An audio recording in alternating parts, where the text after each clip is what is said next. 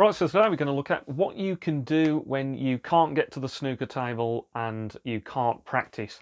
So obviously at the moment lots of us are locked down, we can't get access to our club, so we can't get table time and we can't manage to practice. So what we're going to do in this video is look at just some of the simple things we can do to keep ourselves in practice and keep ourselves cueing well. So the first thing to know is, how high is a snooker table?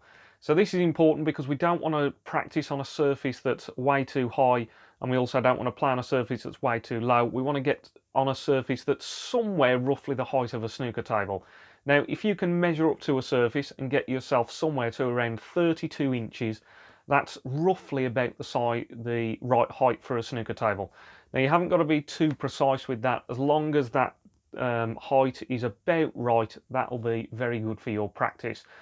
Now, I also wanted to say here that I think it's a really good thing for us to be practicing at home, because one of the big things for me personally is I don't want to feel like, when I haven't got time to practice, that when I get back down onto a snooker table, I'm not used to standing in the right way, I'm not used to keeping my right leg straight. So because when we keep that right leg straight, we put a bit of a stretch into that leg.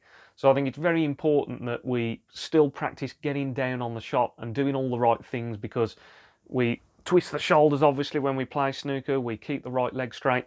By practicing at home, we keep those muscles and keep those ligaments and things stretched, and that's going to be really useful. Okay, so we know our height is 32 inches, we've got a surface. My surface here, you can see that what I did is, because it wasn't quite the correct height, I actually used a chopping board here. It's actually a butcher's block, and I've used that for the correct height so that that gets me up to the right height that I need.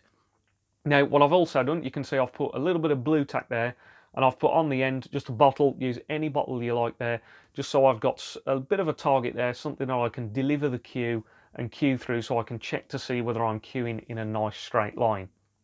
Then what you can do, just like you normally would on the table, is you can practice all the things that are really important with your cue action.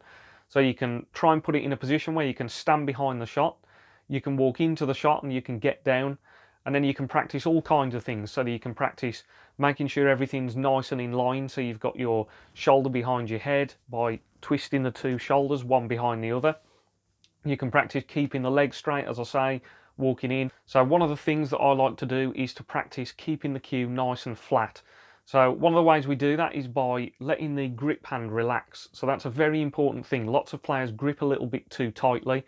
When they pull the cue back on their backswing, they don't let the hand open up, which helps to keep the cue flat.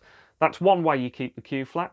The second way is you actually let your elbow drop down very slightly. So as you're playing the shot, you let the elbow drop down. It doesn't stay as high as it is when you're first down on the shot, and that helps to keep the cue nice and flat. So the great thing about practicing at home is you can do these things without the anxiety of worrying about playing shots.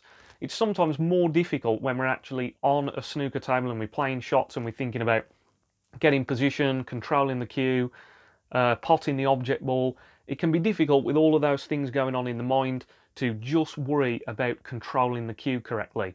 Now, one of the big things I'm always telling people when I'm teaching people is that what you want to try and do when you're improving your cue action is to practice getting everything right when you're doing something that doesn't feel too difficult.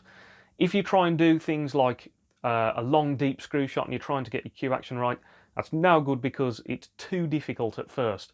What you want to try and do is, when you're trying to perfect something and improve on something, do it on something that's nice and easy at first, and then when you're doing it on those things that are a little bit easier, you'll start to then do it on things that are a little bit more complicated.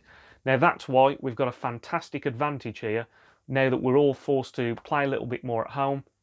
Because we can just purely concentrate on getting everything right with the cue action, then that's going to really help us when we get access to the club again and we can go back and we can start playing. Right, so the first thing we've looked at is keeping the cue nice and flat, opening up the grip hand so that the cue stays flat and letting the elbow relax very slightly. Then the other things we want to think about is getting the shoulders across the shot.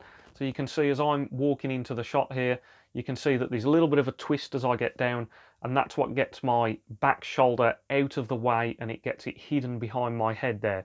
So you can see that the cue, my head and my shoulder are all perfectly on line there. And then you can use what I've done there with the bottle. you can use that to do a full backswing and a full delivery all the way to your chest, and practice managing to cue through the opening in the bottle there so that you know you're cueing nice and straight. So there we go. The main thing to consider there is getting yourself a surface that's around about 32 inches high. As I say, you don't want it too low or too high, because that makes your stance go into a bit of a strange position, because you're either bending down or you're a bit too far upright when you're trying to get down onto that surface. So you don't want to get used to doing things differently to once we're playing back on a snooker table again. So don't have to be too precise, but just try and get that height around about 32 inches. And then you can practice keeping the cue nice and flat. You can practice opening up the grip hand. You can practice doing your cue action slowly, and also practice cueing through that bottle opening so that you're cueing nice and straight. As I say there, the massive added benefits as well are that you are still practicing getting down into your snooker stance, so you're stretching the ligaments and the muscles in the legs and in the upper body, so that we're used to being in that snooker position for when we've then got access to a table again. If anyone's got any questions about this video or anything else that they're thinking about in terms of what else they can do when they're practicing at home, then please leave those in the comments below and I'll try to answer those as soon as I can. As always, if you did enjoy this video, then please give the video a like. Also, subscribe to the channel, because that just really helps me to keep these videos coming. And as always, thanks for watching. Cheers.